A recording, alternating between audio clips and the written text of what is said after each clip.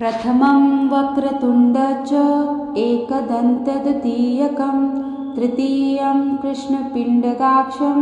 गजवक्त्रचतुर्थकं लम्बोदरं पंचम च षष्ठविकटमेव च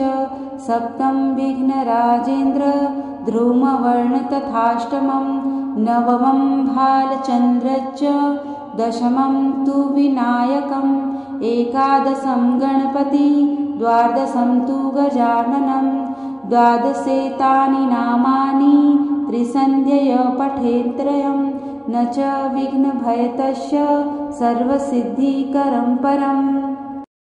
प्रथमं वक्रतुण्ड च एकदन्तद्वितीयकं तृतीयं कृष्णपिण्डकाक्षं गजवक्त्रचतुर्थकं लम्बोदरं पंचम च षष्ठविकटमेव च सप्तम विघ्नराजेन्द्र ध्रुववर्णतथाष्टमं नवमं भालचन्द्रश्च दशमं तु विनायकम् एकादशं गणपति द्वादशं तु गजाननं द्वादशेतानि नामानि त्रिसन्ध्यय पठेत्त्रयं न च विघ्नभयतस्य सर्वसिद्धिकरं परम्। प्रथमं वक्रतुण्ड च एकदन्तद्वितीयकं तृतीयं कृष्णपिण्डकाक्षं गजवक्त्रचतुर्थकं लम्बोदरं पंचम च षष्ठविकटमेव च सप्तम विघ्नराजेन्द्र ध्रुववर्णतथाष्टमं नवमं भालचन्द्रश्च दशमं तु विनायकम् एकादशं गणपति द्वादशं तु गजाननं द्वादशेतानि नामानि त्रिसन्ध्यय पठेत्त्रयं न च विघ्नभयतस्य सर्वसिद्धिकरं परम्। प्रथमं वक्रतुण्ड च एकदन्तद्वितीयकं तृतीयं कृष्णपिण्डकाक्षं गजवक्त्रचतुर्थकं लम्बोदरं पंचम च षष्ठविकटमेव च सप्तम विघ्नराजेन्द्र ध्रुववर्णतथाष्टमं नवमं भालचन्द्रश्च दशमं तु विनायकम् एकादशं गणपति द्वादशं तु गजाननं द्वादशेतानि नामानि त्रिसन्ध्यय पठेत्त्रयं न च विघ्नभयतस्य सर्वसिद्धिकरं परम्। प्रथमं वक्रतुण्ड च एकदन्तद्वितीयकं तृतीयं कृष्णपिण्डकाक्षं गजवक्त्रचतुर्थकं लम्बोदरं पंचम च षष्ठविकटमेव च सप्तम विघ्नराजेन्द्र ध्रुववर्णतथाष्टमं नवमं भालचन्द्रश्च दशमं तु विनायकम् एकादशं गणपति द्वादशं तु गजाननं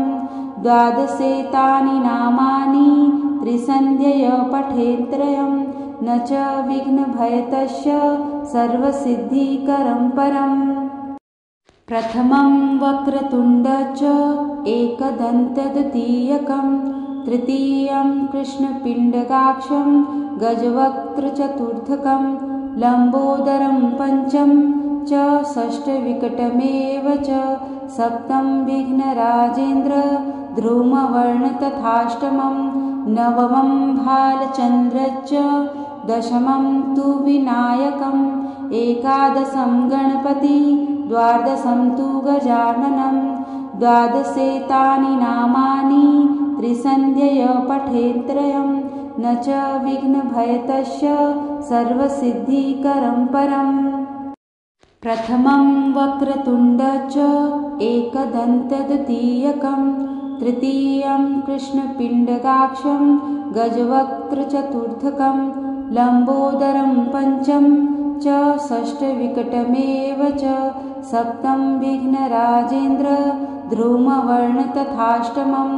नवमं भालचन्द्रश्च दशमं तु विनायकम्